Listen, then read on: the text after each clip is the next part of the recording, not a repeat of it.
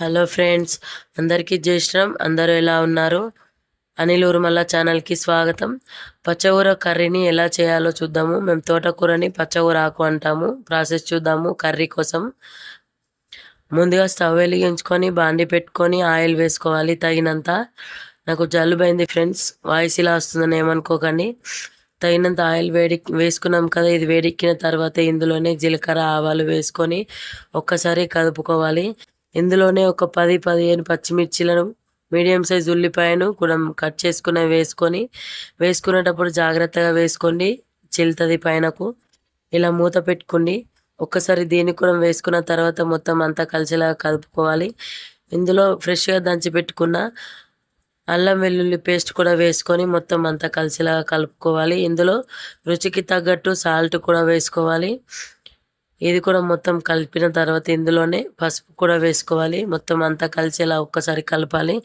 ఇప్పుడు మనం ఏదైతే తోటకూర కర్రీ పచ్చకూర ఆకుని కడిగి మంచిగా ఫ్రెష్గా పెట్టుకున్నామో దాన్ని కూడా ఇందులోనే కొద్దిగా వేసుకుంటూ కలుపుకుంటూ ఉండాలి.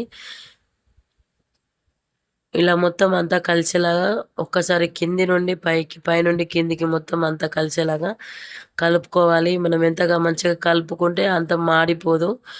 కిందిన సరిగ్గా కలపకుండా అలానే పైన పైన కలిపామంటే మొత్తం ఆకంతా మాడిపోతుంది, రుచి టేస్ట్ వేరైపోతుంది ఆకుకి. ఓకేనా? ఇందులో నుండి వాటర్ అంతా రిలీజ్ అవుతుంది చూడండి. మనం కేజీ ఆకుని కట్ చేసుకుంటే అది ఒక హాఫ్ కేజీకి తక్కువ అవుతుంది. క్వాంటిటీ అనేది ఉడికిపోయి తక్కువ అవుతుంది. ఇలా ఒక్కసారి మూత పెట్టుకొని 2 మినిట్స్ మగ్గిన తర్వాత మళ్ళీ మూత తీసి కలుపుకోవాలి. వాటర్ ఇంకా ఉంది, మళ్ళీ ఒకసారి చెక్ చేసుకొని మూత పెట్టుకొని మళ్ళీ ఒకసారి 2 నిమిషాల పాటు మగ్గించుకుందాము. ఇలా 2-3 సార్లు చేయాలి ఫ్రెండ్స్. మీడియం ఫ్లేమ్లో కానీ సిమ్లో కానీ మీరు చూసుకోండి.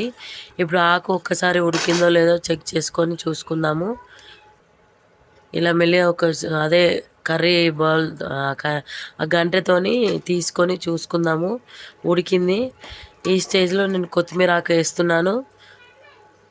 మీరు ఇంకా కొంచెం వాటర్ ఆవిరైపోయేదాకా పెట్టుకున్నా పర్వాలేదు. నాకు ఈ కన్సిస్టెన్సీ సరిపోతా అనిపిస్తుంది.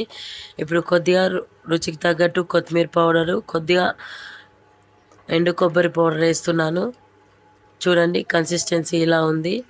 మరి జారులాగా కాదు, బాగుంటుంది. ఇలా నేను చెప్పిన విధంగా చేసుకోండి. వీడియో నచ్చిందని అనుకుంటున్నాను. చపాతీలోకి కానీ, పుల్కాలకి కానీ, పూరికి కానీ చాలా చాలా బాగుంటుందని. ఇంకెందుకు ఆలస్యం, మరి చేస్తారని ఆశిస్తున్నాను. ఈ రెసిపీ నచ్చిందని అనుకుంటున్నాను. నచ్చితే ప్లీజ్ లైక్ చేయండి. Thanks for watching friends.